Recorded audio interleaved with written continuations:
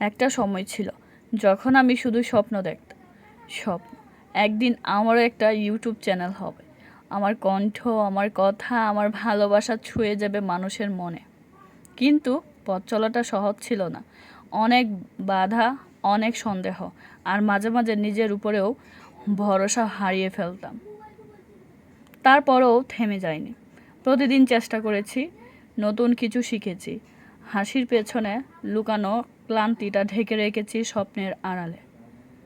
আজ আমি গর্ব করে বলতে পারি আমার চ্যানেল এখন মনিটাইজ। এই ছোট্ট শব্দটা মনিটাইজ আমার কাছে কেবল একটা অর্জন নয়, এটা আমার বিশ্বাসের জয়। আমি বিশেষ ধন্যবাদ দিতে চাই আমার স্বামীকে, যিনি সব সময় পাশে ছিলেন। আমার হতাশার মুহূর্তে বলেছিলেন, তুমি পারবে, একটু ধৈর্য ধরো। আর ধন্যবাদ জানাই তোমাদের সবাইকে, যারা আমার ভিডিও দেখেছো, লাইক করেছো, কমেন্ট করেছো। তোমরাই আমার পরিবারের অংশ হয়ে গেছো। এই সফলতা আমার একার নয়, এটা আমাদের সবার জয়। যারা এখনও লড়াই করছে, মনে রেখো, স্বপ্ন তখনই সত্যি হয় যখন তুমি হার না মানবে। আল্লাহর কাছে হাজারো শুকরিয়া, আজ আমি বলতে পারি হ্যাঁ, আমি পেরেছি। অনেকেই আমাকে বিচার করে। কেউ বলে স্বামী নাকি বয়সে বড়, কেউ বলে এত বাচ্চা নিয়ে ইউটিউব করবে, আর কেউ কেউ শুধু হাসে, পেছনে কথা বলে। আমি শুনি কিন্তু থামি না, কারণ আমি জানি আমার জীবন আমি নিজে বেছে নিয়েছি। আর আমার সুখের চাবি কারো হাতে নয়। আমার স্বামী আমার ভরসা, আমার শক্তি, যিনি পাশে ছিলেন যখন কেউ ছিল না, যিনি বলেছিলেন মানুষ কি বলে সেটা নয়, তুমি কি করো সেটাই ইতিহাস হয়ে থাকে।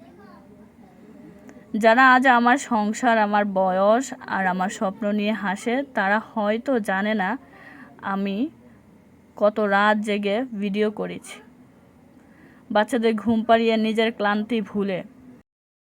আলহামদুলিল্লাহ, আজ সব কিছুই অনেক সুখের মনে হচ্ছে, যে রাত না জেগে কাজ করা, মানুষের কথা শুনে হজম করা, ঠিক আছে, সব কিছু উপেক্ষা করেছি। আর আজকের দিনটার জন্যই হয়তো আমি অনেক বেশি খুশি, আলহামদুলিল্লাহ।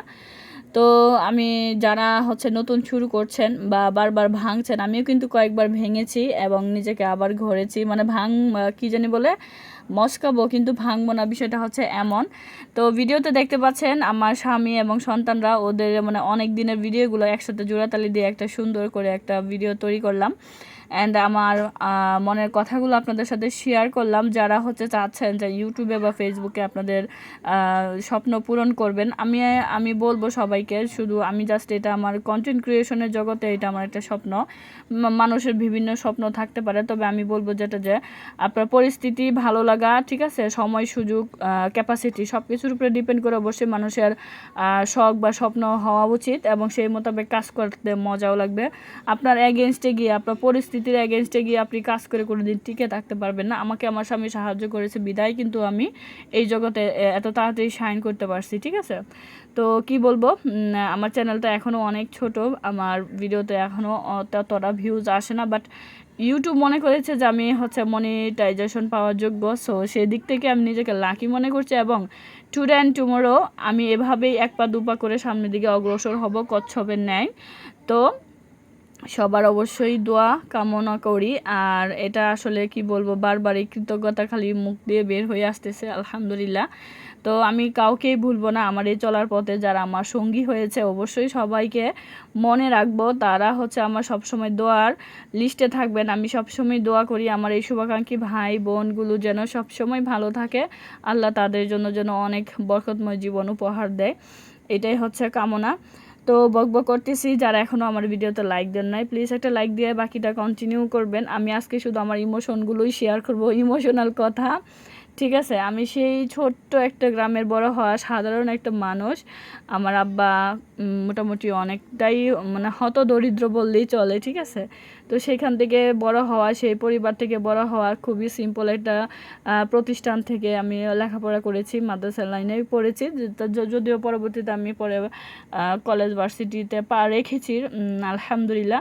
কিন্তু তারপর আমার শুরুটা ছিল খুবই সিম্পল, মানে সাধারণ, খুবই খালে বিলে খেলে দুলে বড় হয় একটা মেয়ে। তো সেই জায়গা থেকে আমি আজকে এইখানে আমার স্বামীর হাত ধরে সূচনা, আমার বিবাহ সূত্রেই আমি ঢাকাতে আসছি।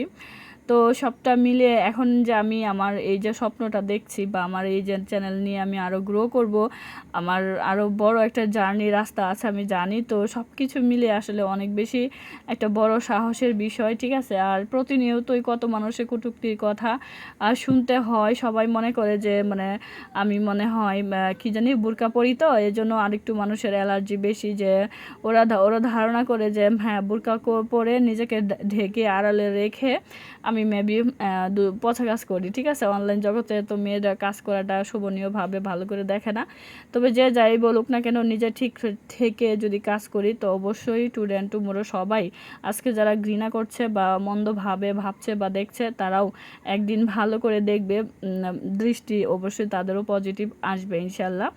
তবে দিন শেষে একটা কথা বলতে চাই, মানুষ তো আসলে কষ্ট লাগে ওদের কথাগুলো যদিও বলি যে হ্যাঁ আপনাদের কথা আমার কিছুই হয় না এটা সেটা, বাট দিন শেষে আসলে কষ্ট পাই, তারপরেও সেইটাকে কিন্তু প্রাধান্য দেই না। হ্যাঁ, তো এই যে ভিডিওতে দেখতেছেন আমার সাহেব, আমরা যাই করি না কেন সবসময় একসাথে করি, ঘুরতে গেলেও একসাথে যাই, কেনাকাটা থেকে শুরু করে, ঠিক আছে, যাই করি না কেন একসাথে যাই মোটামুটি।